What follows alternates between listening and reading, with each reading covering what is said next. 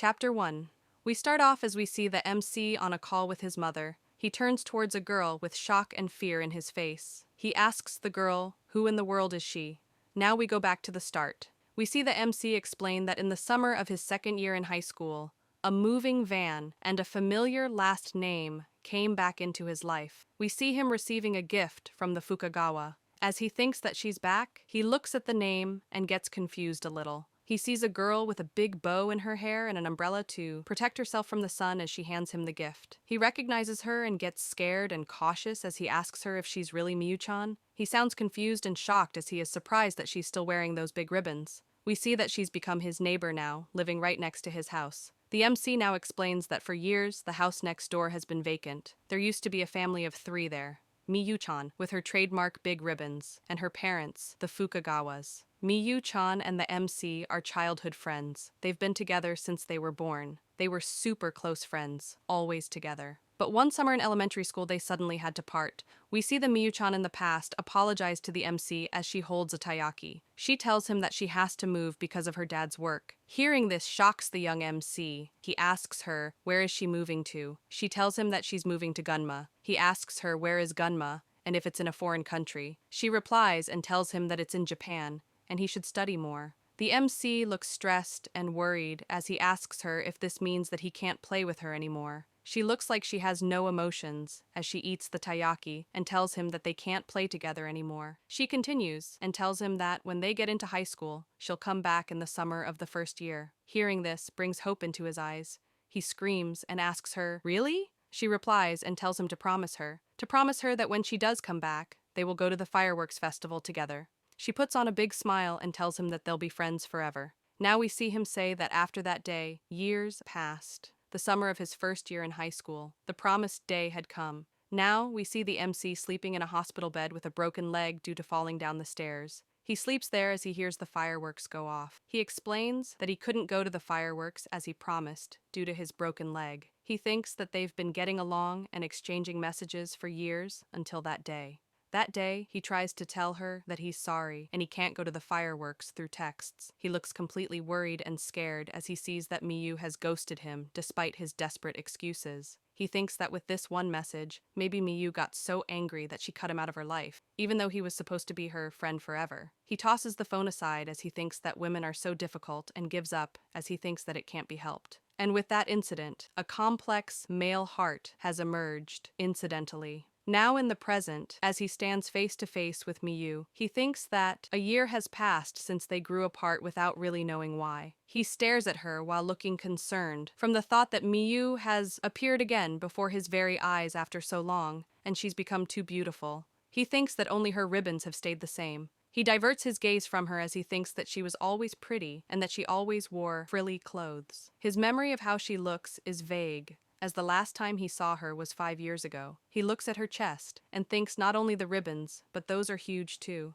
It stands out more than the present she is holding. He thinks that she's grown so much in different places and wonders if girls change this much in just a few years, and starts blushing as he keeps staring at her chest. Miyu calls his name as he's just staring at her assets and not really saying anything. Miyu tells him that she wants to greet his mom and asks him if she can come in. He suddenly starts bowing down repeatedly and apologizes to her, or more like apologizes to her chest, for looking at it for so long. She gets confused by this and tells him that there's no need to apologize so much. He invites her in and tells her that his mom is on a business trip right now, so he's home alone, so he can't do much to treat her. Suddenly, Miyu looks at the photo of him and his mom together. She picks it up and says, "If I'm not mistaken, you don't have a dad, right?" Hearing this confuses him at first, but he replies and says, "Yeah." As she looks at the photo, she looks serious and says, "So you get along with your mom?" He suddenly gets embarrassed and snatches the photo and starts blushing as he tells her that this is embarrassing. She tells him that she just ended up wanting to look around. He asks her if she was feeling nostalgic and tells her that him and his mom haven't changed much though. Suddenly he remembers something. Now we see that he's brought her to a place called Taiyaki Master. He tells her that this is the perfect place for nostalgia. He says that she liked taiyaki so much that she ate it all year round, regardless of season. And if he remembers correctly, they were here when they talked about her moving. Seeing the taiyaki in his hand makes Miyu excited and say, "Taiyaki from the whirlpool shop." She takes it and looks at it with such joy and thanks him as she always wanted to eat it. As they are sitting down and eating it, he looks at her eat and thinks that she's incredibly cute. He starts blushing and wonders what was that sparkling smile she just had. He starts thinking about the past and thinks that he hasn't seen her in person since his male heart emerged. He couldn't even contact her after the firework festival. Suddenly, he looks to her and tells her that he knows it's a bit late to ask her this, and asks her why did she ignore his message during the firework festival last year. Suddenly, she says his name. She changes the topic and asks him if his new term starts tomorrow. He gets confused at first, but replies to her and says that it does start tomorrow. Hearing this makes her happy. She tells him that even her term starts tomorrow. With a cheerful smile, she tells him that she'll be going to the same school as him, starting tomorrow, and tells him that she's looking forward to it. He is taken by surprise as he says, "I see." She tells him that she can go now because she passed the exam. And apparently, the transfer exam is more difficult, so she was afraid of failing. She continues and says that when she thinks about the future, she thought that it'd be good to go to school in Tokyo. As she's saying this, the MC says that he hopes that they can be in the same class again, as he squeezes his pants while being anxious. She smiles and tells him that she'll visit him in the morning if he doesn't mind, and tells him that they should go to school together. Suddenly, he looks a little worried as he agrees with her. She looks at him and suddenly tells him that he's stopped wearing his glasses. Hearing this worries him. She remembers the past and tells him that he wore them all the time in elementary school. He was even wearing it in the photo, which was in the hallway, and he even had his high school uniform in it too. She looks at him, tries to guess why. He gets worried about what she's going to say. Suddenly, she asks him if he had a makeover with contact lenses. Hearing this leaves him dumbfounded. He replies and tells her that it's something like what she said as he laughs. She looks at him and tells him that at his door, he seemed to have a hard time reading the letter on the wrapping paper of the present, so she assumed that he couldn't see too well. Now, as they're done talking and eating, we see her go as she waves him by and tells him that he can buy contact lenses from retailers, too, if he has his eyes examined, and tells him that he can make it for the new term if he goes now. She tells him that they'll see each other tomorrow and thanks him for the taiyaki. He stands there looking confused. Now we see a box full of taiyaki. We see that it's the present given to him by Miyu. He thinks what's wrong with her, and that even the present she gave is taiyaki, and that she likes taiyaki way more than he remembers. Suddenly he recalls her mentioning his glasses. He looks worried. He slides open his drawer and pulls out his glasses, which are broken. He looks at it and says that Miyu is too attentive and wonders if she's become a detective or something since he last saw her. He says that there's no way he can tell her that he broke them. As he's saying this, he suddenly gets a notification. He sees that it's his mom asking him about how things are going and if the school is starting tomorrow. He types a message saying that he broke his glasses, but deletes it. He looks worried as he says that he can't even tell his mom, and it's even harder to tell a girl who just came back here today. He looks sad, as he thinks that he'll just send a harmless report and replies to his mom that Miyu moved back into the house next door, and she's going to the same school as him, starting tomorrow, and that he was surprised. After sending the text, he thinks that he'll just go buy some contact lenses. We see the MC explain that he was like this last summer too. He listed words of apology like, "I'm sorry, I regret it," and so on, but he's never told any to Miyu-chan. Now we see the next day, a bunch of money thrown into the air. We see the money thrown into the MC's face as he looks shocked. Now we see someone pushing him down as the MC thinks that he couldn't tell Miyu the real reason he couldn't go to the summer festival. We see the guy looking at the MC with hate and asking him if he's joking right now. He tells him that he asked him to prepare the money before the school day. He gets close to the MC and tells him that this isn't enough at all, and tells him that he's in a bind for money. He continues and asks, "Haven't they been precious friends since elementary school?" The MC looks scared as he tries to find words to reply. As he apologizes to Murai, he thinks that he doesn't have enough money because he bought some taiyaki and contact lenses, so he doesn't have enough on him. He tries to tell Murai that he doesn't have it on hand right now, but Murai grabs the MC by his shirt and tells him to not give any excuses. He asks him if he's already forgotten after he broke his glasses the other day. Murai tells him that there are many other ways to get the money, like going through his parents' wallet and stuff. He tells him to never talk to him like that again, and calls him an idiot. As the MC looks scared, he tells him that his parents are on a business trip now. Hearing this angers Murai even more. He pushes the MC away as he calls him useless, annoying, and that he really pisses him off. Mirai continues and asks him if he ever wonders why he hasn't hit him, even though he's irritated by how useless he is. The MC gets confused for a bit. He replies and asks him, "Isn't it because we're friends?" Hearing this makes Mirai look at the MC with disgust. He asks the MC if he's serious right now after hearing what he said. The MC looks confused. As Mirai is going back, he tells the MC that he still needs the money and tells him to kneel or something in front of everyone in the class before school ends and borrow some money. The MC tries to tell him something, but Mirai interrupts and tells him that he forgot that he doesn't have any friends besides him and laughs. As Mirai leaves, the MC breathes a breath of relief. Suddenly, Miyu jumps in front of him as she calls his name. Seeing her suddenly scares him. He gets surprised and asks her what is she doing here and when did she get here. Miyu looks all sparkly in her new uniform. She tells him that she's supposed to ask him that and asks him why did he leave first when she told him that they'd go to school together. He looks worried as he apologizes to her and tells her that he remembered that he made plans with a friend of his before. Hearing this makes her question him and the friend. She looks serious as she asks him if a friend takes their money and threatens them and tells the MC that he's very affectionate. Hearing this scares the MC. He thinks that she saw everything. He tries to save it by saying that she may not remember this, but him, Mirai, and her were in the same class in elementary school. He continues and tells her that after she changed schools, he got along with Mirai because they went to the same middle school and high school. Suddenly, he looks sad as he continues to say that until last summer of their first year of high school. Hearing last summer intrigues Miyu. The MC continues and says that out of nowhere, Mirai started bullying his classmates. The MC reflexively stood up for her, but then Mirai chose him as his next target. After that, Mirai treated him coldly, and people gradually drifted away from him. The MC is ashamed to say this, but on the day of the fireworks festival, Mirai pretended to hit him. The MC got scared, and he fell down the stairs himself. He broke a bone and ended up in the hospital. The MC tries to defend Mirai by saying that this all happened because he was just being clumsy. He tells her that they had the same vibe before, and though he may not look like it, Mirai is not hitting him directly or anything.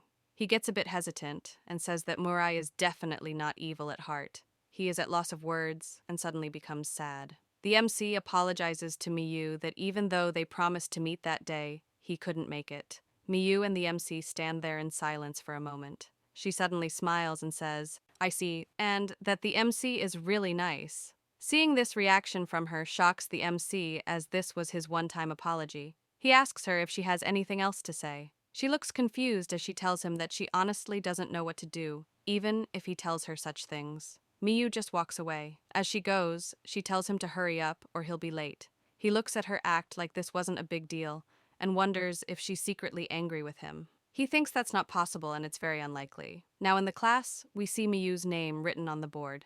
Miyu smiles as she introduces herself to the class and tells them that it's nice to meet them. Suddenly a guy gets up and screams that she's so pretty with excitement. Everyone starts talking about how she's so pretty, how her ribbon stands out, and that she has a costume like an idol. The MC hears all this and gets concerned as he thinks that there's so much uproar just from the greeting.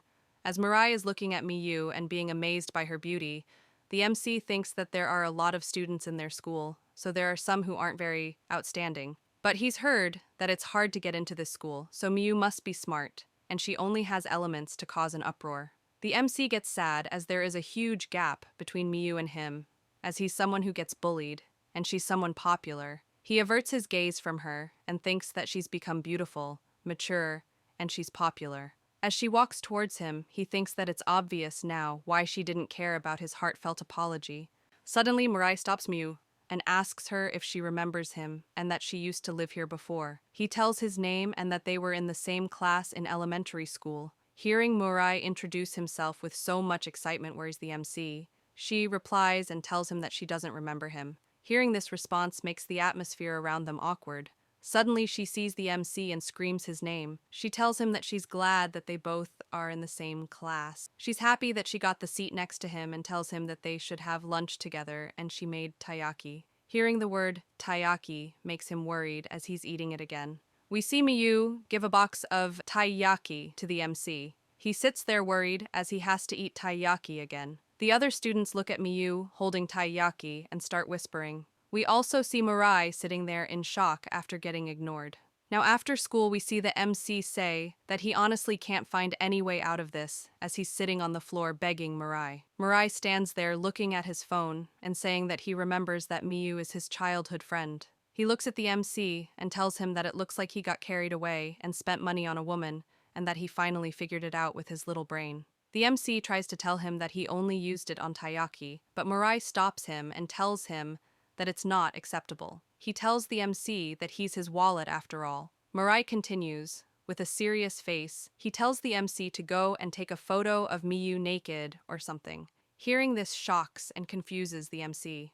Mirai continues and tells him that he'll let him off the hook for the promised money, and he'll let Miyu play the role of a new wallet from now on. The MC can be relieved of his burden too, so it's like killing two birds with one stone. Mirai tells him that it's okay, cause even the girl he bullied before him ran away like nothing happened. Hearing this angers the MC. He tries to say something but remembers Miyu asking him if a person who takes his money and threatens him is really his friend. The MC finally has had enough and tells him that he should stop doing this. Hearing the MC talk back confuses Mirai. The MC tells Mirai that he used to be nice before, and even now he deals with him without hitting him or anything at the end of the day. As the MC is telling him that they should talk together for a moment and they should be real friends again, Mirai reaches to a vase as he calls the MC annoying. Mirai splashes the water on the MC and tells him that the reason he doesn't hit him is because he doesn't want to be expelled. Mirai starts laughing as he calls the MC disgusting for saying that they are still friends. Hearing this breaks the MC. As he's still sitting on the floor, drenched in the water, Mirai makes fun of him for suggesting to talk and tells him that it's pointless to talk to a mere wallet. The MC stands up. He holds the vase in his hand as if he's going to break Mirai's skull with it. Mirai looks at him and asks him what is he going to do with it. He smugly tells him that he'll be expelled if he flies into a rage and hits him as he laughs. The MC doesn't know what to do and stands there confused. Suddenly, someone grabs the vase as they use a handkerchief. We see that it's Miyu. The MC gets surprised by seeing her. She tells the MC that he'll be expelled if he hits Mirai with this. She pulls out the handbook and shows him the rule stating that violence is not permitted under any circumstances. As the MC is seeing this, he wonders when did she come here. Mirai looks at them and smugly tells the MC that he has a very kind childhood friend and asks them if they'll go cling to the teachers in tears. Mirai reminds Miyu that the MC doesn't have any proof cause he's a chicken. Miyu smiles and tells him that he's right and that the MC is annoyingly nice. She suddenly tosses the vase in the air. Seeing this scares and shocks the MC and Mirai. Miyu stands there smiling as the vase comes down and bonks her right in the head. The vase falls down and breaks as they all stand there. The MC and Mirai are scared as shit after seeing this. The MC tells Miyu that her head got bonked. Suddenly we see Miyu smile as there's blood dripping down her face. She suddenly tells Mirai that even though they met for the first time this morning, it's a shame that they have to say goodbye without even becoming friends. Now, we see the aftermath. We see that an ambulance was called, and Mirai was suspended indefinitely for hitting Miyu. We see Miyu looking very lively, as she says that there was just a little too much bleeding. Nobody in the class doubted her, as the whole class saw them talking before, and the girl who he saved in the past also testified about Mirai's bad behavior. We see Miyu all good, as the MC explains that Mirai got off with an indefinite suspension because Miyu was merciful and didn't want him to be expelled, or that's what the story is supposed to be. As Miyu is telling the teachers to pardon Mirai, the MC sees her and thinks, isn't it too much, even for chastising? Now we see the MC and Miyu going back home. As they are walking, he thinks that she went so far as to hurt herself to stand up for him, and maybe it's not good to make such remarks after being saved. As he thinks that Miyu is a little different from the Miyu back then, he suddenly gets a call. He sees that it's his mom. He apologizes to Miyu and tells her that he has to pick the call. Now we see him talking to his mom. His mom sounds concerned as she asks him what's gotten into him. Hearing this worries the MC, and he asks the mom what is she talking about. She replies and asks him if he said that the Miyu from the Fukagawa family is back. She continues and tells him to not be silly, and hearing him say that she's back almost made her heart stop. Hearing this makes him question the mom more.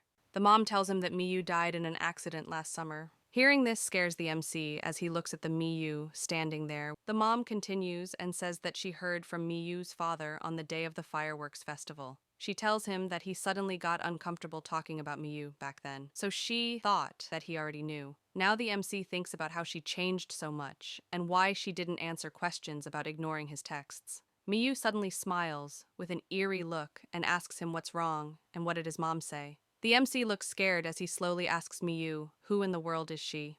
After hearing this, Miyu just stands there with a big smile on her face. Chapter 2. We see the MC shocked and scared as he calls out to Miyu and slowly asks her who in the world is she. Miyu looks at him and gives an eerie smile. She smiles and tells him that she's Fukagawa Miyu. He panics and tells her that his mom just told him that Miyu is already dead. Hearing this makes Miyu question it. She smiles and tells him that he says weird things and Fukagawa Miyu is in front of him right now. Hearing this shocks the MC. As they are going into her house, he thinks what the heck could this mean? In the house, we see Miyu's student ID. He looks at the ID and sees all the information is correct. He worries as he says that she really is Fukagawa Miyu, and even her birthday is the same. As he sits on the sofa, he thinks that it's the same old Fukagawa's house too, and everything's the same as he remembers. He looks worried as he says that he hasn't seen her family register yet, but maybe his mom just made a mistake. Suddenly, Miyu comes from the back and asks him if he's still doubting her. Seeing her suddenly pop up from the back scares him. She continues and tells him that he doesn't need to be so nervous. It's not like she's a criminal and she wouldn't lie about her ID either. He starts sweating bullets as he asks her if she's really Miyu. She smiles and says yes. He panics and asks her again, is she really the Miyu, the one who loves taiyaki and wears frilly clothes all year around? She agrees to this too. He keeps going and asks her, is she the same Miyu that is good at studies, but somehow physically weaker than him, a dog lover, and so scared of bugs that even a beetle makes her cry, and also has a mole on her stomach. He keeps going as Miyu just stands there with a smile and some taiyaki in her hand. She keeps the taiyaki on the table and asks him if he wants to check. She lifts her skirt up and asks him if he wants to check if the mole is still there or not. Seeing her lift her skirt makes him blush and panic. He gets embarrassed and starts stuttering as he tells her that he can't do something like that. She stares at him blankly and asks him, why not? She tells him that he can find out for sure if she's the real Miyu or not. He just needs to check. As she's saying this, we see him blushing. As she still has her skirt lifted up, he tells her that he can't go that far with a girl. She warmly smiles at him and tells him that he's really too kind. Hearing this surprises him. He thinks about the smile, and that the mood was different, but it looked like the old Miyu for a second. As he's thinking this, she asks him if he won't eat the taiyaki, and if he won't have them, she'll have them instead. He looks like he would puke at the look of taiyaki, and tells her that he's already had a lifetime amount of these past few days, and that he thinks that he's done with taiyaki for a while. After hearing this, she sits down next to him and happily eats the taiyaki. As he looks at her eat it, he thinks that it's rare to see a person eating just taiyaki like this, and he can't think of a reason to impersonate Miyu like. He starts to think that maybe it is the real Miyu after all. But suddenly, he notices something. He grabs her hand, stops her from eating the taiyaki, as he looks a bit concerned. As he's holding her hand, he tells her that the Miyu he knows always started eating the taiyaki from the head. Hearing him say this surprises her. She smiles at him and slowly puts her finger on his lips to silence him. Seeing this reaction worries him. She continues and tells him to keep this a secret, as she tells him that he's caring. She gets real close to his ears and tells him that she's not the Miyu he used to be friends with. Hearing this shocks him. He tries to ask her who is she. She tells him that she's a complete stranger to him, who coincidentally has the same exact name and birth date as the Miyu he knew. He immediately pulls back and puts his guard up. He looks scared as he asks her if the real Miyu is dead. She looks sad as she replies to him and tells him that the real Miyu is dead. Now we see the fake Miyu remembering the day she visited the real Miyu when she died. She thinks about this and tells him that it was only a matter of time before a friend found out. He looks scared as he asks her why would she do something like fraud, even if she had the same name and birthday. He screams at her and asks her what's her goal and how did the real Miyu die, and from what his mom told him, it was an accident. Miyu calmly replies and tells him that he's honest, and conversely, he's way too obvious. She continues and tells him that saying whatever comes to his mind can be fatal. Hearing this makes him panic a little. She takes a bite of the taiyaki and tells him that's exactly why he got used like that by a person like Mirai. As she licks the crumbs off her lips, she gives a sharp look at him and tells him that his friend Miyu also died like that, most likely. The MC tries to say something, but she suddenly shoves the half-eaten taiyaki in his mouth and tells him to not worry, because he has her now. She smiles at him and tells him that from today, she'll be the new Fukagawa Miyu, and she will always be his friend. Seeing Miyu smile like that scares him and leaves him stuttering. He slowly crawls back and falls off the sofa. He panics and grabs his bag as he runs out the house while still munching on the taiyaki. We hear him crash as he tries to rush. Miyu looks at him and says that he didn't say no to what she said. She says that as expected, he is so kind. Now we see Murai walking on the road. He looks irritated as he thinks about what Miyu did. He gets frustrated and thinks that Miyu is screwing around and asks why did he get an indefinite suspension. As he approaches his home, he says that it would make sense if he did it, but he got blamed for something he didn't do, and that Miyu is clearly the one in the wrong. He says that she'll regret it as he looks more frustrated now. He enters his house. As we see him enter his house, he says that he's back home and sees a pile of garbage right in front of the door. Chapter 3. We continue as Mirai enters his house and sees a pile of garbage in front of him. He stands there with no emotions in his eyes and says that he's back home. He enters a room and turns on the lights. He sees his mum sleeping on the dinner table and tells her that he just turned on the lights. He sees that she's surrounded with empty cans of beer and cup noodles. As he keeps his bag down, he asks her if she heard from school today. He looks depressed as he tells her that he might be suspended indefinitely. As she still has her head down, she tells him that she didn't hear a thing about it. He looks at the phone and sees that the messages button is blinking, meaning that she didn't even get up from that place to check the phone. He gets worried about her and asks her if she ate already, and if she didn't, he'll go buy her something. She tells him no need. Now, we see a bunch of food. We see that Murai went out to buy food, regardless of her telling him not to. As the cashier totals the bill, Murai looks at his wallet and gets shocked. He looks pissed as he thinks that he ended up having to pay the MC back everything, so he doesn't have any money now. He reaches in his pocket to check his phone and see if he has any e-money left. He gets his phone out and sees the wallpaper of him and his parents smiling and having a fun time. As he's staring at it, the cashier asks him for the money. He hesitates, as he has no money, but suddenly someone slides a 10,000 yen bill. He gets confused and sees who it is. He sees Miyu smiling at him. Seeing her completely confuses him. He asks her why did she pay for him while still being confused. The next day, we see the MC looking tired as he thinks that he could barely get any sleep last night. As he closes the house door, he wonders what might be made of made-up Miyu if I mention made-up Miyu, and real Miyu aren't the same. He wonders this, and thinks that it's a tongue twister, and it's kinda complicated. He wonders if he should tell his mum the truth when she comes back. As she's thinking this while locking the door, we see Miyu and Murai standing behind him. The MC turns around and sees them as Miyu greets him.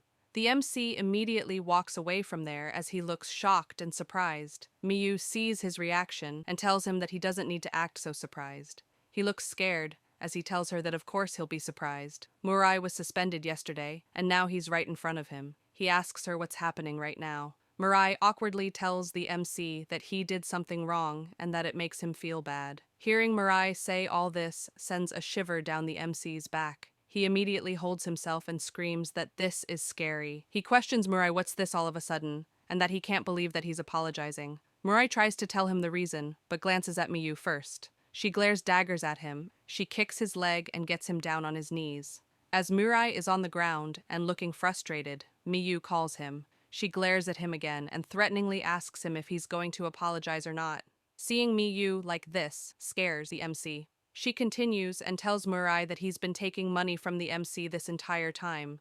The least he can do is kneel down and apologize. She reminds him that even if the kind MC forgives him, she never will. The MC tries to say that he wouldn't go that far, but she pushes him away and tells him, I guess what you really want is for me to ask for that suspension to be revoked, right? She continues and says that if that's the case, she needs to make Murai bow his head properly. Murai finally has enough of it. He screams and tells her that aside from what he did to the MC, he was wrongfully accused and should not have been suspended. He tells her to not act all high and mighty just 'cause she lent him some money. The MC hears this and asks Murai if he borrowed money from Miyu also. Murai gets scared and doesn't say anything. The MC asks him if he was really that short on money. Mirai gets confused on how to reply and runs away as he tells them to shut up. The MC tries to stop Mirai, but fails. As he sees Mirai run away, he asks Miyu what should he do now, and he can't believe that Murai's extortion was due to financial reasons. He starts worrying about Murai and wonders if he's going to be alright. As the MC is saying this, Miyu looks at him like, this bitch really do be testing my patience. The MC turns around and sees Miyu. She has had enough of him and facepalms herself. Seeing this confuses the MC. Miyu looks pissed as she tells him that he's really too kind. Seeing her pissed scares the MC, and he asks her if she's angry with him. She replies and tells him that after he left, she went through so much effort to check on Murai, so she could set up an opportunity for him to reconcile, so he wouldn't feel guilty about it. But instead of being mad about the improper apology, he's worried about Murai. The MC immediately tells her, "Of course I am." The MC shines with righteousness and says that extorting money for fun is one thing, but being so desperate as to commit a crime is another, and as his friend, he can't overlook this. Seeing him like this surprises Miyu. He continues and tells her that he'll go to Murai's house tonight after school. She tells him that she'll go too. The MC replies and tells her that she doesn't have to force herself. He awkwardly tells her that Miyu isn't really friends with Murai, and it's actually quite complicated. Miyu replies and tells the MC that she's his friend, so she'll go, but for her friend's sake. Hearing this confuses the MC a little as he thanks her. As the day goes by, we see the MC seeing Miyu have taiyaki for lunch and getting shocked as he sees this. He thinks that the new Miyu is full of mysteries, and it's scary not knowing who she is. But so far, she doesn't seem like a bad person. Now at Murai's place, we hear his doorbell ring. We see him slightly open the door and peek his head out as he sees who it is. A woman greets him and tells him that she's Yamasaki, the president of the neighborhood association. She asks Murai if his mother is at home right now. His eyes look lifeless as he tries to tell her that his mom is a little sick, but the woman comes close to his face and tells him that his family is in a little trouble. She tells him that his mom hasn't showed up to any meeting for a year now, and lately, the trash has been piling up outside too. It's ruining the scenery, and they are getting complaints about the smells it's creating too. Murai apologizes to her about this. She continues and tells him that she really doesn't want to say this, but for the last 2 months, there have been fires around here. Everyone's been doubting whether it was arson or not.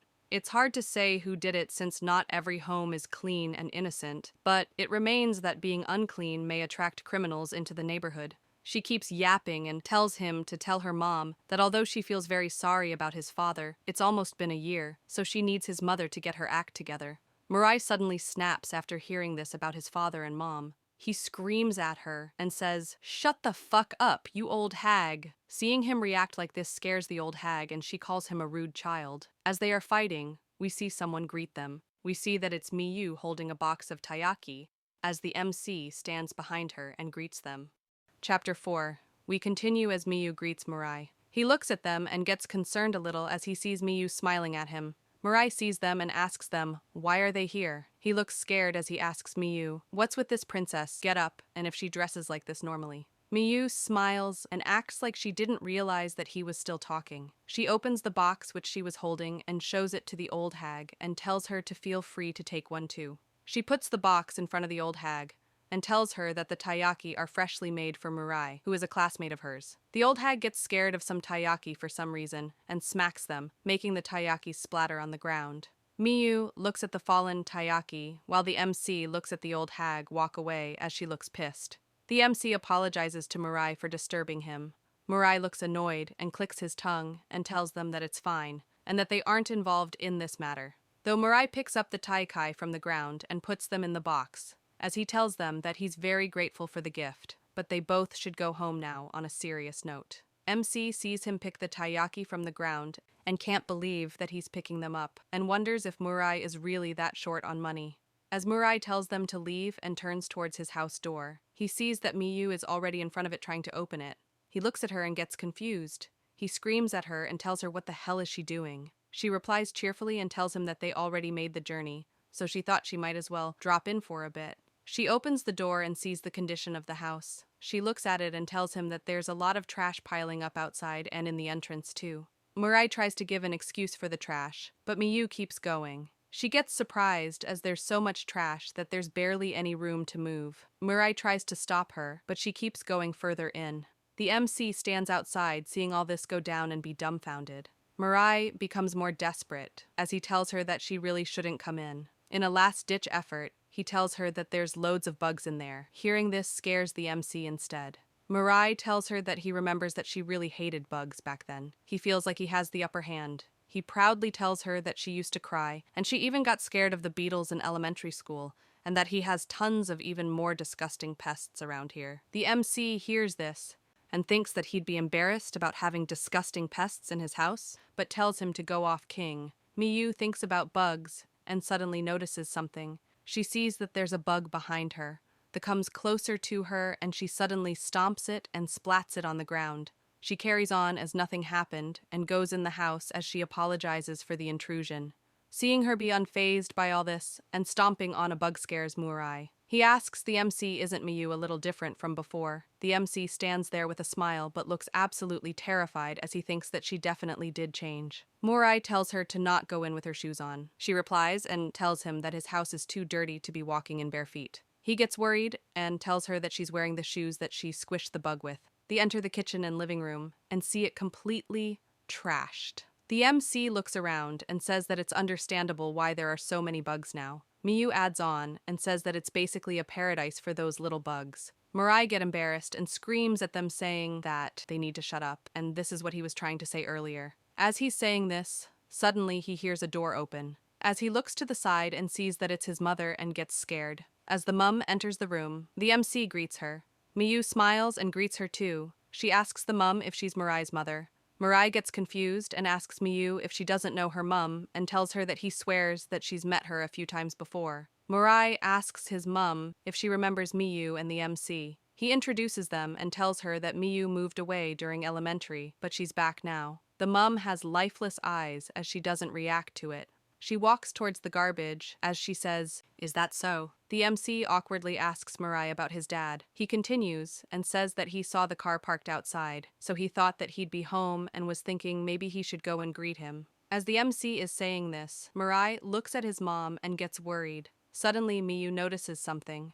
She sees a bunch of papers and a suit in cover. She looks at it and asks her if her husband passed away. Seeing Miyu suddenly ask this shocks the MC. He asks her, what is she saying? She replies and tells him that the car he saw earlier was covered in trash when she saw it on her way home. She deduces that even if the husband left because of divorce or something, there's still too many of his belongings left. She continues and says that judging from the wallpaper on Mirai's phone, he definitely wasn't betrayed by his father. Realizing that Miyu looked at his screen before angers him, he asks her if she was peeking at his screen and calls her a creepy woman. Miyu ignores him and keeps the box of taiyaki on the table and mentions their financial difficulty. She calls the mum and asks her if she knows about something. She tells the mum that her son went as far as extorting money from his classmates and is now faced with an indefinite suspension. Hearing this worries Mirai more. Miyu continues and asks the mum if she's going to continue living like this. The MC tries to calm down the situation and tells the mum that he can't really help much with the money thing, but he can at least lend a hand with the trash. As he's saying this, the mum throws the box of taiyaki on the ground. She screams and tells them to shut up and that they don't know anything about her family. Seeing this reaction leaves the MC scared and shocked as Miyu stands there unfazed. The mum grabs her head and she goes crazy and screams that every single one of them keep nagging about how their payments are behind and that she could just sell the house. She continues to scream and says that one day her husband became ill. The company he ran went bankrupt and he was drowning in debt. She couldn't even ask her relatives for help, and she was exhausted from caring for him until the very end. She turns towards them and screams, "And what the hell was that? Cleaning the trash, you say?" The MC, still scared, reflexively apologizes to her. Miyu stands there unfazed and tells the mum that the neighborhood president was really worried, and apparently there have been a few fire accidents recently. With all the trash they have, they might end up in the next accident. The mum screams and tells her that they are not worried, and that was just fucking harassment. She starts pitying herself and asks, what on earth has she done? Why is she the only one who has to suffer like this? As we see Mirai also suffering in silence as he sees his mum lose her mind. She screams and begs God to show her some mercy. Now we see the MC and Miyu standing outside. He says that he doesn't understand as Miyu looks sad at the destroyed taiyaki. As they are walking home, the MC looks disappointed and says that he can't believe that Murai's dad passed away. He He looks worried as he says that Murai must have felt like he had no choice. Miyu speaks and says that if the mother can waste food like this, she hasn't truly reached her limit yet. With sadness in her eyes, she thinks about how Murai was picking up the fallen Taiyaki and says that she's not sure about the perspective of a son. Hearing this confuses the MC cause the dense dumbass doesn't get it. Miyu tells the MC that since the Taiyaki she prepared was ruined, they should go buy some cake from the store nearby as she points towards a cake shop. Hearing her say this shocks him. She sees him and asks what happened. As he's shocked, he can't believe that she can actually eat other things aside from taiyaki. He looks a bit sad as he asks her, how can she go and buy a cake so nonchalantly since Murai's problem hasn't been solved yet? Miyu looks at him and tells him that from now on, it's his family matter and not theirs. She asks him if his kind little heart can understand that. She continues and says that if things continue like this, it's only a matter of time before Murai's mind collapses completely. It's as clear as day. With an eerie smile on her face, she tells him that he won't really get it until he sees it for himself. Chapter 5. Now we see that Miyu actually did buy the cakes with the MC. She pulls out a taiyaki making set and plops one of the slices of cakes into it. She closes the thing and starts making the taiyaki. Seeing this shocks the MC. He asks her what the heck is she doing with the cake, as he thinks that this woman actually ended up making taiyaki with the cake. The MC looks concerned as he asks her if he can ask a question. As Miyu is eating the monster of a taiyaki she made, she asks him, what question is it? And why is he so formal all of a sudden? The MC slowly calls her and says, you wouldn't set Morai's house on fire, right? She stays silent for a bit and asks him, why does he think she would? He replies and tells her why did she pause just now, and asks her if she's considering burning Murai's house. As he looks worried, he tells her that he recalls her saying something when they were at the cake shop.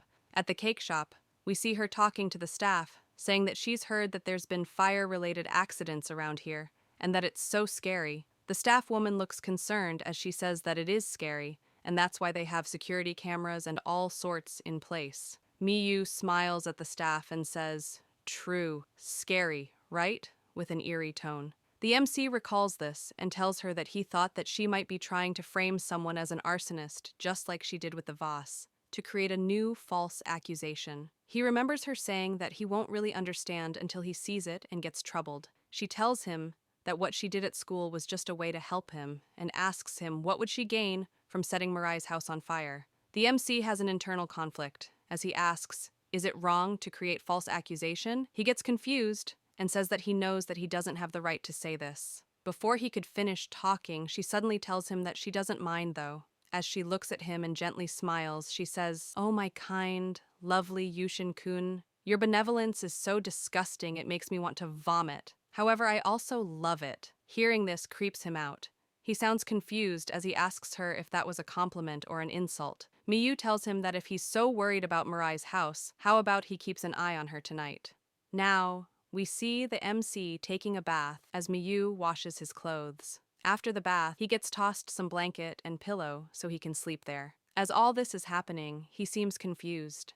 Now, we see him all confused as he sleeps next to her on the floor, as she sleeps on the couch. He starts blushing as he thinks that without hesitation, she's sleeping beside him. He wonders if she doesn't see him as a guy, and why is she sleeping with her ribbons on? He also thinks that he's been living in this house for a while now, and wonders what his relationship with Miyu is. He suddenly looks at the calendar and thinks that it's been stuck since the real Miyu moved out several years ago. Suddenly he remembers the moving company which helped the real Miyu move, and remembers how he cried when the real Miyu was moving away. He suddenly speaks and tells the fake Miyu that everything he did, it's not just benevolence.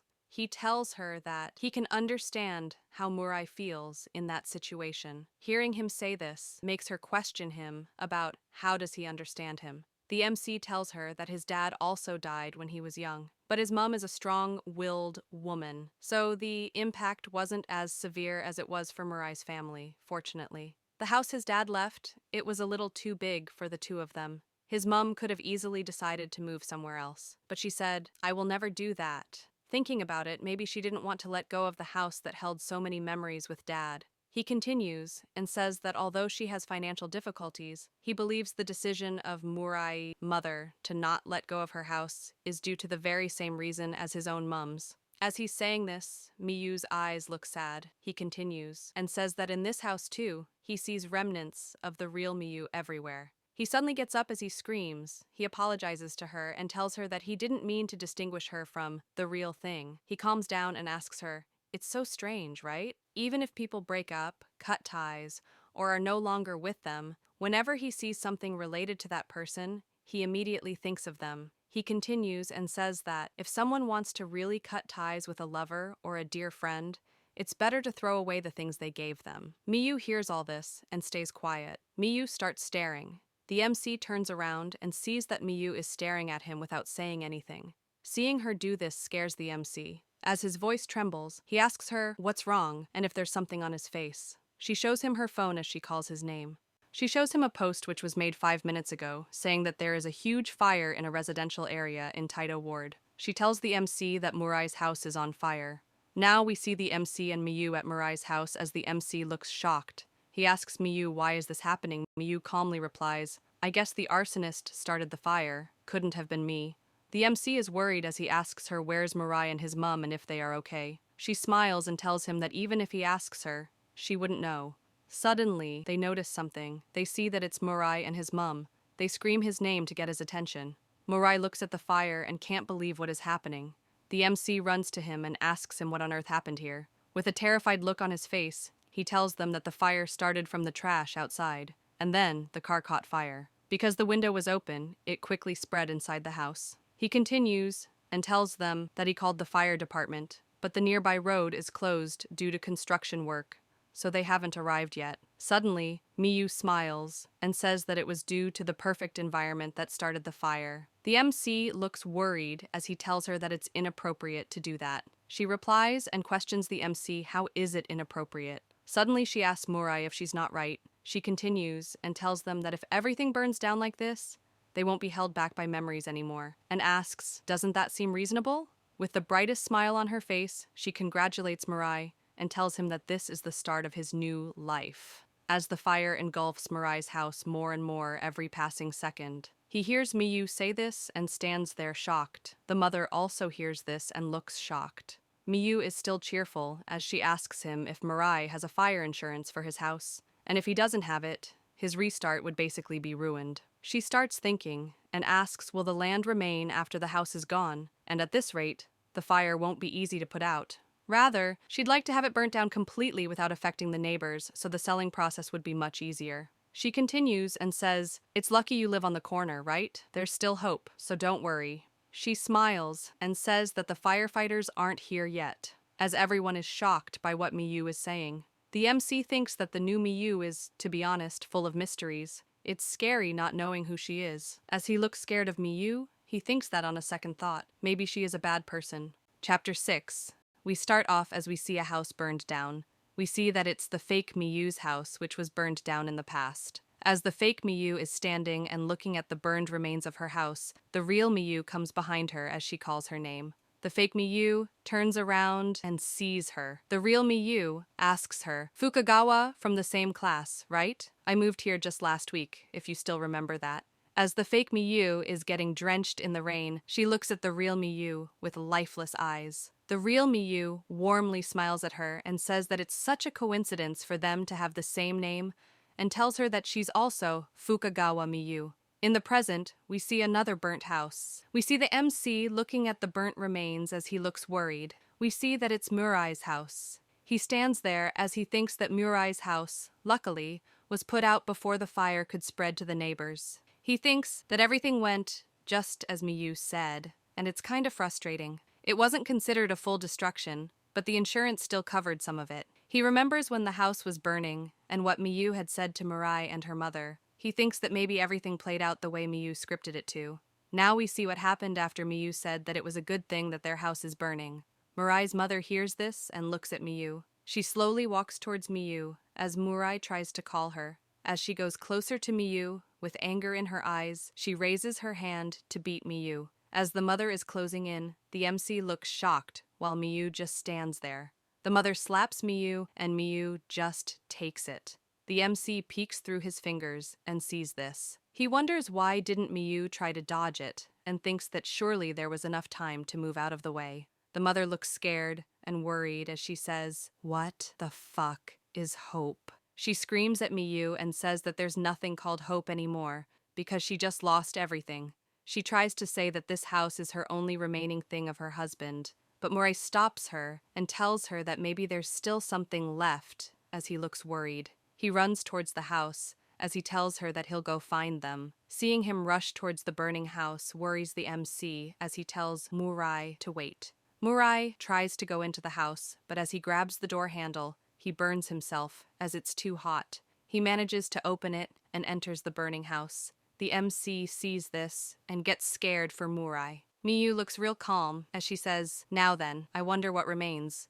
She looks at the mother with judgmental look and asks, "An empty bank book? A memento or the like?" She tells the mother that she even made her son throw himself into the fire. Must be something worth looking for in that heap of trash. The mother finally realizes what just happened and looks scared. She tries to say that she wouldn't make her son do that, but Miyu interrupts and says, "I." She continues and says, "What on earth have I done? Why am I the only one who has to suffer like this? God, please, show me some mercy." Miyu looks pissed as she says, I. Hearing her say this scares the MC and the mother. Miyu continues and says, "Sorry for your loss. How sad. How pitiful. I want to help." She smiles and asks, "Then what about your son?" Hearing this confuses the mother. Miyu continues and asks her if she thought that she was the only one suffering. Her son is suffering as much as her. She asks her who does she think is going to help him? Miyu looks at the burning building and tells them that if things continue like this, soon nothing will be left behind. She might actually lose it all. Miyu puts a big smile and says, "Including your dear precious son." The mother finally realizes that she's going to lose her son too, and gets so scared that she can't speak. The MC also stands there as he looks shocked. He makes up his mind and tells the mother that he'll go save Murai and runs towards the burning house. Seeing the dumbass MC run towards the house scares Miyu as she screams his name. Suddenly Murai bursts out the front door and runs out. As the door opens, it smacks the MC and he falls down. Murai comes out as he is scared, crying and out of breath. He apologizes to his mother and tells her that it was so hot inside that he could barely breathe. All he managed to get was one of his dad's leather shoes by the entrance. The mother and Miyu stand there looking unimpressed after seeing the MC eat shit right after trying to be a hero. Suddenly Murai notices something on the ground. He sees the MC on the ground like Yamcha and gets confused and asks him what is he doing. Now we see the MC explain that despite how spectacular the fire looked, it was put out in less than 5 minutes. Murai suffered minor burns but was not seriously injured. As for the mother, who was the source of their worries, she finally realized what she was doing to Murai and finally hugs him and cries her heart out. The MC smiles as he looks at the mother and son, while Miyu stands there with a straight face. Miyu turns to the MC and asks him, why is he the most seriously injured here? He stands there in silence as a dumbass with a fracture of the intermediate phalanx of the pinky finger, which will take 2 weeks to recover. The next day, we see the lady who was fighting with Murai being taken away by the cops. The MC sees this and thinks that the arsonist was promptly arrested and that this story's development is too fast. He sees her face and remembers that she's the neighborhood association president and the person who refused the taiyaki which Miyu offered. As he's thinking this, we see some people in the back say that they can't believe that Yamasaki was the serial arsonist. He turns around and listens to them more. The people continue and say that the cake shop across the street caught her on their security cameras. She continues and says that the salesperson said that the police received an anonymous message saying, "Check the camera." Now we see the MC and Miyu together as the MC eats an ice cream and won another free one. As he looks at his winning stick, he asks her, "Do you have any idea?" She replies and says, "And what if I have one?" He immediately screams and says that he knew it. She must have done something, otherwise things wouldn't just move along and resolve so smoothly. She calmly tells him that it was just a coincidence. She recalls when she was giving the lady the taiyakis and says that when she got closer, she caught a glimpse of what was in her pocket. She was carrying around oil and a lighter, which is risky. No matter how one looks at it, she seemed to be looking for any opportunity to commit arson. Even worse, she was provoked by a child saying something rude to her. He tells her that if she knew about it, she should have reported it from the start. She replies and says, "What for? It wouldn't have been enough evidence at the time." She smiles at him and says, "Do I even have the obligation to do so?" Hearing this surprises him, he tells her it's not out of obligation, but obviously, to save people. She replies and tells him that she said this before, and she was only accompanying him for his own good. He looks at her with fear as he calls her name. He asks her if she's a good person or a bad person. Hearing this surprises her for a bit. She replies and says, "Finally, you asked me." Hearing her say this confuses him. As she throws her ice cream wrapper, she continues and says that she'll give him a clear warning for now. If he keeps thinking it's natural to help others, then one day, he'll die just like the real Miyu did, and calls him his kind-hearted little Yushin. Hearing this scares him more. He asks her what does she mean by the real Miyu. She asks him if he wants to know the cause of Miyu's death. She continues and says that the day after the fireworks festival last year, her body was found in an alleyway. Fallen from the building, apparently, she jumped. Hearing this shocks him as he screams and asks, why did Miyu jump off the building? The fake Miyu replies and says that it's just the pretense. It wasn't an accident at all. As the fake Miyu remembers her fun time with the real Miyu, she says that the real Miyu was killed.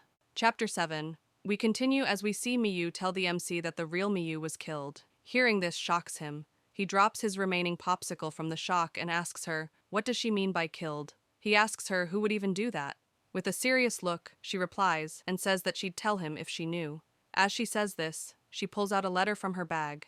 As she hands the letter to him, she tells him that all she knows is that it was someone from this area. They were her classmate in elementary school. He holds the letter and says, "A letter?" as he looks worried and confused. He tells her that this is definitely it. The postmark is from this area. He asks her if it could have been addressed to Miyu after she moved. He continues and says that there's no sender's name or address, and the letter isn't even handwritten. He opens the letter and reads it. The letter reads, "On the day of the River Fireworks Festival, please come to the rooftop of Asaka Studio 3, building at 5 p.m. I will be waiting." As he reads the time and date of the meeting, he gets shocked. He immediately tells the fake Miyu that him and Miyu were supposed to meet at 5:30 p.m. This person wanted to meet Miyu 30 minutes before their appointment, and she fell from the same building they were supposed to meet at. The fake Miyu replies and says that apparently her parents showed the letter to the police, but they brushed it off as an accident when she tried to lean over. The police simply didn't listen to them.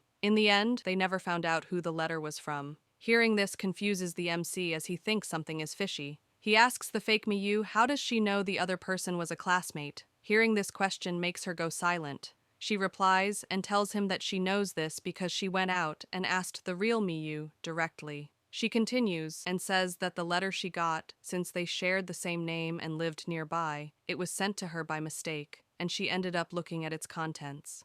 At the time, the fake Miyu was also a transfer classmate of her and her friend. So the fake Miyu thought that, somehow, she could help her, who she loved so much. He suddenly gets very excited and says, in other words, the Miyu-chan in front of me right now, in order to find the truth behind the real Miyu-chan's death, has come all the way here. Seeing him like this surprises her. He continues and says that this is amazing. If the culprit's here, they absolutely can't let this go unchecked. He'll definitely help to the best of his abilities and tells her that they should solve this case for the real Miyu together. She immediately says, annoying, as she looks at him so enthusiastic. She suddenly gets very close to him. Seeing her so close to his face suddenly surprises him.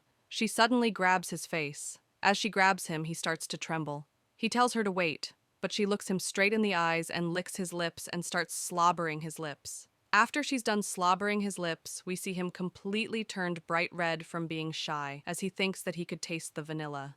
As he's thinking this, she sticks her tongue out and tells him that his sickeningly sweet kindness, because it reminds her of the dead Miyu, she loves it so much. Hearing her say this makes him freak out.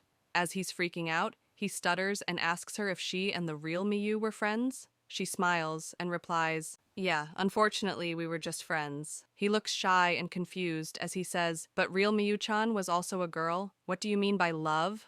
She looks confused as she asks him if sex even matters when it comes to love. She kisses him on the cheek and says, "I'm just saying that whenever I see something related to her, it fills my head. It's not you, Yushin-kun." Hearing this completely freezes him. As he looks shocked, she smiles and says, as expected from a childhood friend. Suddenly, some old people come and tell them to not flirt in a place like that and call them a young couple. The old person looks at their uniform and asks, "Aren't they from our school?" and calls them daring. Hearing them say this makes the MC embarrassed and blush. He runs away as he screams, "Shut up." Seeing him run away surprises Miyu as she says, "He ran away again." Now, at the MC's house, we see him sleeping on his bed and crying as he thinks that the real Miyu-chan is dead, and even worse, she was killed. He thinks that, to be honest, that kiss got him a little excited. It was so sudden that he couldn't resist his urges and calls himself what a pathetic guy he is. He gets up from his bed as he thinks, "Miyu-chan, forgive me. This situation made me scared of how cold-hearted I am." To be honest, when he first heard that the real Miyu died, all he could think was, seriously? As he changes his clothes, he thinks that it's been several years since they last met each other. Now he only vaguely remembers her face. They only exchanged messages a little bit, and also they rarely sent photos to each other. That was the extent of their relationship. It existed only on the surface. His childhood friend who was with him since birth, she was kind and bright, a good girl. Whenever she went, he was dragged along. Basically, she stole his freedom. While holding his hand, it was her who forced her ideas on him. A timid person. He remembers her smiling and saying, "We'll always be friends." He thinks that at first, he didn't like the real Miyu at all. He thinks that "always be friends" were cursed words, and they still haunt him now, when she transferred. Now that Miyu wasn't there anymore, he thought he'd go back to being himself again. But the real Miyu always appeared in his heart. He realized he couldn't be himself anymore. So kind, so bright. He found himself mimicking that good girl. Even if he was looked down on, he had no idea how to fight back. Every time he was mugged and assaulted, he would think about beating Mirai up a lot. He would look up videos on how to beat up bullies and think that he'll at least train his muscles, just in case he has to fight back. When the time comes, he became annoyingly kind and said that it's okay because they're friends. He lifts his shirt up and looks at his abs and says that he raised his defense against punches by having ripped abs. The only things left are his half-trained muscles and his half-hearted kindness. He looks worried and thinks about the case involving the real Miyu. Even though he's curious about the murderer's identity and motive, he doesn't actually care that much. He questions himself that if he knew, what would that even change?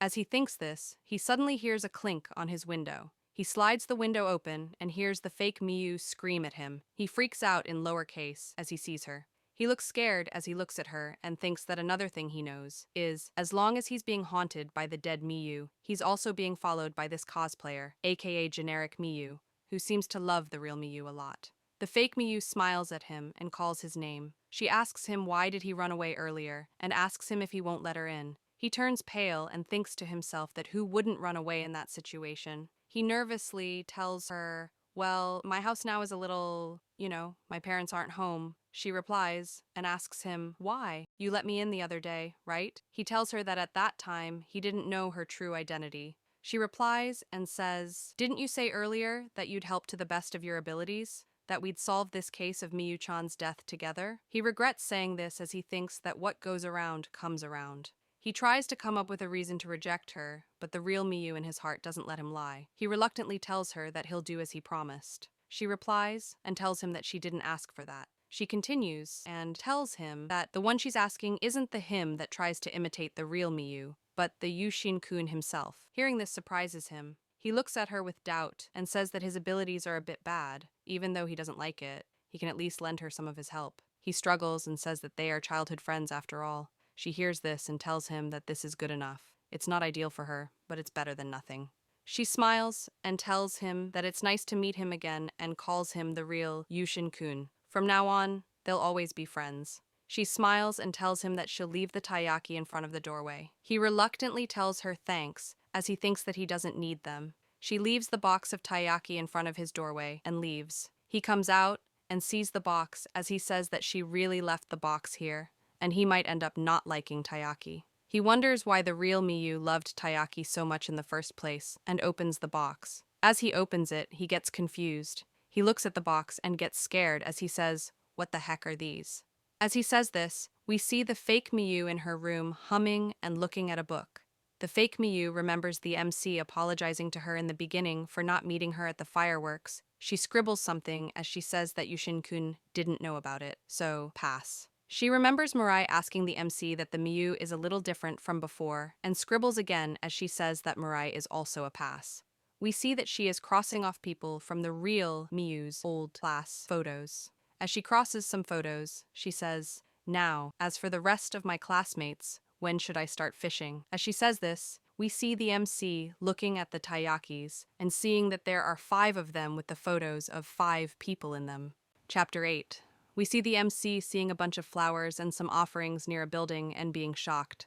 As he looks at it, he can't believe it. Now we see him in his room looking at an article talking about a 16-year-old high school girl who fell to her death from a building during Tokyo fireworks display. He reads this and thinks that the person who seems to be the real Miyu is definitely dead. She was found the day after the festival, and because her death was considered an accident, the news didn't mention it at all. He looks a bit worried as he continues to think that even if the article is really referring to the real Miyu, on the day of the fireworks festival, before her appointment with him, she met someone. A person who was a classmate of hers, in other words. There's a possibility she was killed by that someone. He looks at the photos given by the fake Miyu and thinks about the newly arrived Miyu. She came to look for the culprit, that someone. He holds the box of taiyakis and thinks for a bit. He suddenly realizes something and says, "Wait, these are from my elementary school graduation album, aren't they?" He brings out his graduation book, and as he looks at it, he thinks that if his memory serves him right, the real Miyu isn't in the photos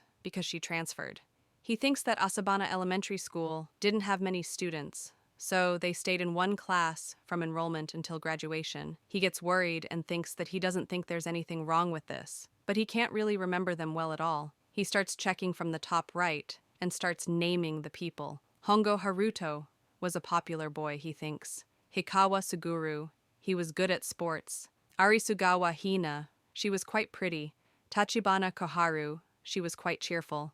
And the last is Yokowamijiro Yoshiko. Honestly, he can't remember her at all. He gets confused as he tries to remember what was she like. Back to where the offerings were, he wonders what's the fake Miyu's reason behind choosing these 5 people. He thinks that with the current situation, what he knows now is that at the place written in the letter, someone seems to be missing. He looks shit scared as he thinks this. Suddenly he hears someone call him. We see that it's the Miyu asking him why is he here. Seeing Miyu there scares the living shit out of him. He gets scared thinking that it's the dead Miyu, but when he looks closer at her, he sees that her eyes are different. As he's sweating and crying, he tells her to not scare him like that. He thinks that the heat must be making him crazy, or maybe it's because he said something horrible the other day. She replies and says, well, both are Miyu anyway, and asks him if he's here to pray as well. As she turns towards the offerings, she prays and tells him that this is for Miyu-chan's sake, so she comes here as often as she can, ever since her death. She continues and tells him that before she moved here, she tried to find as many of her classmates as possible and researched as much as she could about their movements on the day of the last year's firework festival. Even though she said researched, she's not the police or a detective, but since the police aren't doing anything, she has to act as one. The result, as he can see, gave her a few ambiguous faces. Most were passes, though. He looks a little surprised as he asks, "A few, you say? So, it must have been one of the 5 people in the taiyaki, right?" She tells him that she won't know what happens next until she goes further. If the sender of the letter is one of them, then the existence of Fukagawa Miyu, who would be dead, would be irregular. That's why she needs the MC. It'd be just like fishing. She'd be the bait, and the culprit, the fish. But she'll get eaten alive if she's alone, so she needs someone to help pull her out. She keeps explaining and says that as long as she's around, the culprit has no choice but to worry about her. They'll want to eliminate her completely. However, even if her existence is uncertain, as long as she stays close to Yushin-kun, her childhood friend, that alone would confirm that she's the dead Miyu-chan, except for the person who killed Miyu-chan. He looks concerned as she tells her that he understands her purpose and rationale, and the reason she saved him from Mirai. He can guess that this is why. And although there was no obligation or benefit to helping Mirai, she still did it because there was a benefit to be gained from him, right? She looks at him and smiles. Seeing her smile at him makes him nervous. She suddenly grabs his hands and tells him that she just did the best she could for her purpose, and if he wants something outside of this relationship, she'll definitely meet his needs. As she locks her fingers with him, she gets a crazy look on her face and says, "For the sake of my fallen Miyu-chan, I'll do anything until my very last breath." She pins him against the wall and breathes down his neck. He tells her that it's hurting him, but she doesn't stop and tells him to just say that he doesn't like it. She looks at him seriously and tells him that she doesn't need that meaningless sympathy or kindness. he is different from the dead Miyu-chan. That way, she won't get more excited than necessary. After saying this, she releases one of his hands. As he looks embarrassed, she continues and says that he is just being influenced by her. His excessive kindness is like a thin layer of ice. If he has something on his mind, he should say it out loud, or else one day he'll explode due to stress. As he's blushing, he tries to wiggle his other hand free and tries to tell her something. He tells her that for the time being, shouldn't they talk about those things? Not in a place anyone could come by any moment. She pulls his hand and tells him that they should go to the park over there and drags him. He looks confused as he's taken away with force. She tells him that there's trees and bushes, so they'll be okay. He looks worried and scared as he tells her that's not okay at all. As she's pulling him, he asks her why does she keep pulling him into the dark. She tells him that it's because he won't reject her clearly, so she'll keep pulling until he says something. As they are near some trees and bushes, suddenly they hear a voice from the bushes calling to them. Miyu hears this and looks at the direction of the voice. The voice asks, could it be there's someone outside? Miyu and the MC look at the bush and get confused. The person in the bushes hesitates and asks them, is it okay if she comes out? The MC hears the voice and says, a girl's voice? As the girl slowly comes out the bush, she says that she's so glad she wouldn't know what to do if no one came. As she steps out the bush, she tells them to not be afraid. As she comes out, we see that the girl is completely naked and covering herself with only a bag. As she's blushing, she tells them that she's in a little bit of trouble and asks them if they can help her. Seeing an almost naked woman freezes up the MC. Chapter 9, we continue as we see the girl fidget and ask them if they can help her. As the girl stands there, the MC looks at her assets and blushes as he thinks, I thought Miyu-chans were huge, but these are... Miyu notices that the MC is looking at the girl's assets. Now, we see that the MC is the one who's half naked now as he looks shocked. We can see the girl in the back wearing his clothes and thanking him for lending her his clothes. As the MC stands there shivering because of the cold, Miyu asks him if he's okay. He replies and says, I'm not. Suddenly, the girl realizes something after hearing them say each other's name as they talk to each other. The girl gets all excited and screams their names and asks, are you Tahara Yushin and Fukagawa Miyu? Hearing this confuses the MC. The girl continues and says, long time, no see, and asks them if they still remember her. She smiles and says, look, it's me, your friend from Asabana Elementary School, Tachibana Koharu. We go to different schools and we were in different classes in middle school, so you might have forgotten. Hearing the name reminds him how the girl looked back in the past. Remembering her face from the past shocks the MC. Seeing his reaction confuses Koharu. She looks at Miyu and asks, didn't Miyu-chan transfer school? Have you come back now? She continues and says that it feels like her vibe changed, but the ribbon is still the same, and it's much prettier now. Koharu looks at the MC and tells him that he hasn't changed much, and asks him where's his glasses. As he blushes and avoids eye contact, he tells her that she's changed a lot as he mainly is thinking about how much assets she's grown. Miyu looks at her with a straight face. Suddenly, she switches her mode and puts on a big smile. Seeing this sudden mode change scares the MC. Miyu cheerfully grabs Koharu's hand and says that it's been a while and asks her if she's still good. Seeing this shocks the MC. Miyu continues and says that it's been so long that she doesn't know how she should call her. Koharu smiles and tells her that she called her Koharu-chan before, so Koharu it is. Seeing this interaction shocks the MC. He thinks that Miyu is talking like a con man. Miyu continues and asks Koharu why was she naked. Koharu laughs and says that she actually made a move on her senpai's boyfriend. When she was found out, they called her a slut. Then they took all her clothes and her phone, so she was in quite a lot of trouble. Miyu tells her that she found the phone lying over there. Hearing this makes Koharu happy and thank Miyu. Koharu tells the MC that she'll return his clothes the next time and goes away. As she goes away, the MC asks Miyu why does he have to go home half naked like this. Miyu replies and tells him that it's the price of his unplanned kindness. The MC thinks that the classmate he hadn't seen in so long became a slut. Now back at his house, we see him get a message. He looks at the message and tells Miyu that it's not even been a day, and Koharu messaged him. She tells him that she wants to return his clothes tomorrow. He looks worried as he says that by coincidence, she's one of the 5 people and asks if she really is the culprit. He remembers Koharu and says that she certainly doesn't seem like the type to kill someone, while Miyu says that she can't say anything because she's just met her. As Miyu serves some food to him, she tells him that regardless of her current character, They can't tell until they know what she did at the festival. He agrees with this. The MC looks at his phone and wonders if he should start asking around. Since he has the chance. For now, maybe he should talk about recent events. He asks if it would be weird to say, Mirai's house burned down. He worries and says that it's been years since he last properly talked with a girl, and he's very nervous. He asks if he should use more emojis or stickers. He asks Miyu what does she think he should do, but Miyu pouts and turns around and tells him that he's going to meet her tomorrow, so there's no need to rush. He looks at her and thinks, why is she so cold, even though they're working together? He replies to Koharu saying that they'll see each other tomorrow, as he thinks that it would be troublesome if she thought something was up, so he stays quiet until the appointment. The next day, in school, we see the MC in the middle of the class. His phone gets some notification. Suddenly, he starts getting unhealthy amount of notifications. The teacher gets angry and screams at the students and asks them whose phone is that, and it shouldn't be ringing during the class. The MC immediately gets scared and apologizes to the teacher. Now we see the MC and Miyu walking in the hallway after the class is over. He looks at his phone and wonders what all those notifications were and who on earth would message him so much.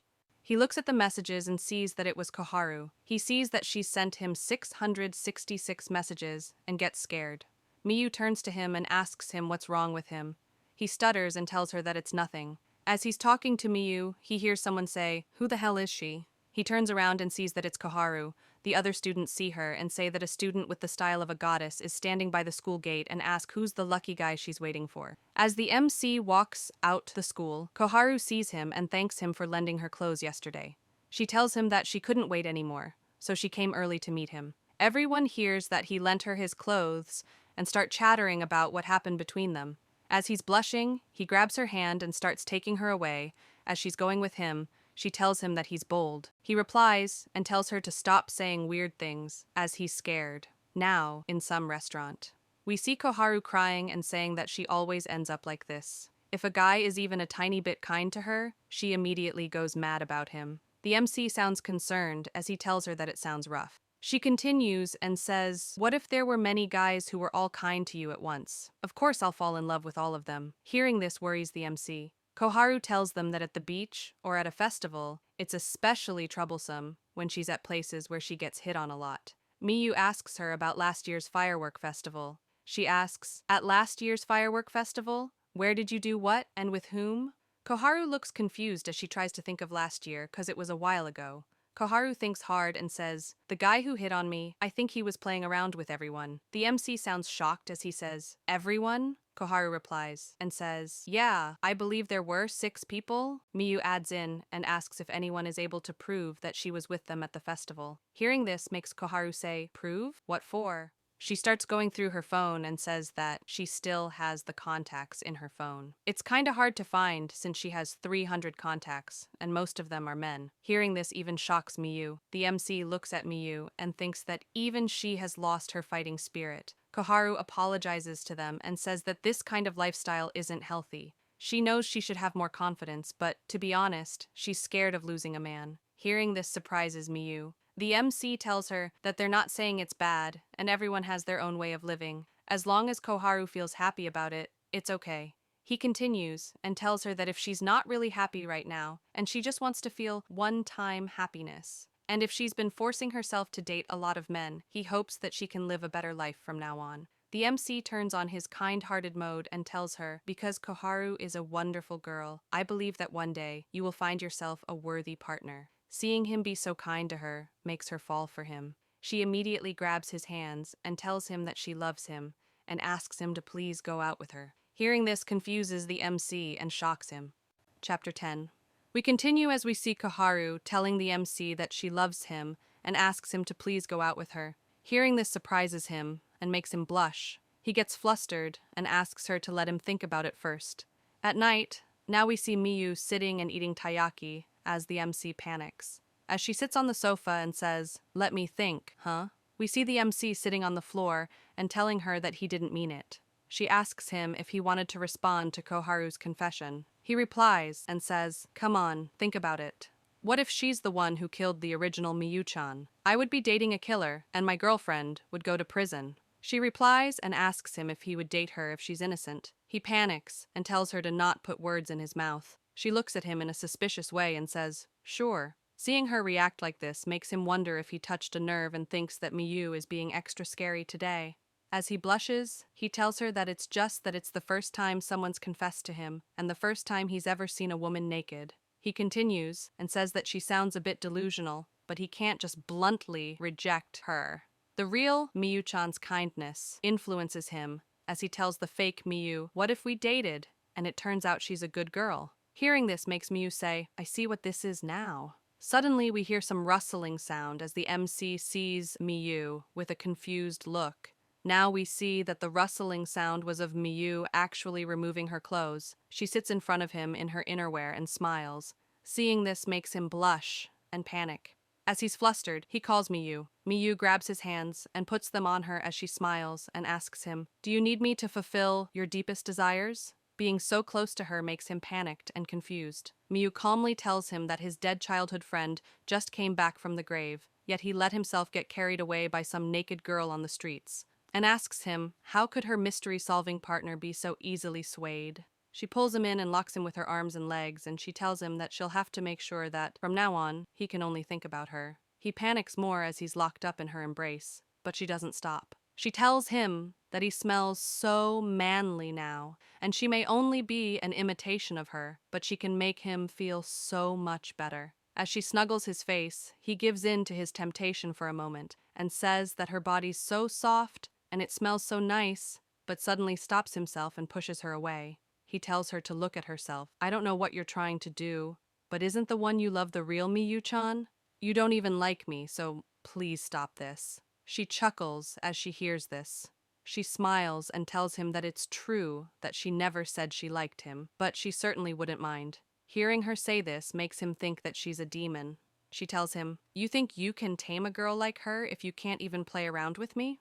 This is every boy's dream, you know." Hearing this pushes him on the verge of giving in to his temptations. He asks her if she doesn't think that he's playing around with her now. As he's almost at his limits, he thinks that he can't win this argument and thinks about an old saying, "A man either thinks with his head or his head." He suddenly pushes her to the side. He wobbles his way to the front door. Seeing this makes Miyu ask him where is he going. He replies and tells her that he's going to cool off in the night breeze. She tells him, "Come back. I'll get dressed if you do." He screams and tells her that she should put them on anyway. She tries to blackmail him into coming back by saying that she's gonna eat up all the taiyaki if he leaves. He screams and tells her to take the whole box. He suddenly turns around. He tells her that he's not that easy to trick and calls her a taiyaki-eating demon. After saying this, he walks out the house and slams the door shut. She sees him go and thinks that she got rejected.